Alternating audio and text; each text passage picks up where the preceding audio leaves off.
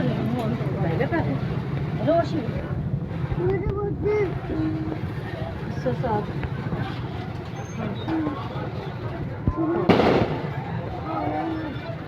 ये लोग काम करने से इधर आ गए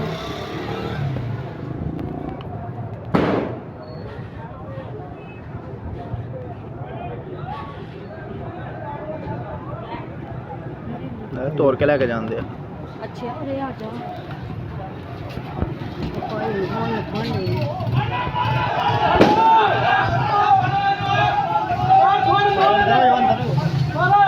मेरे बच्चे तो भाई ਉਹ ਕੁਝ ਨਹੀਂ ਹੋਇਆ ਚਲੋ जाऊंगा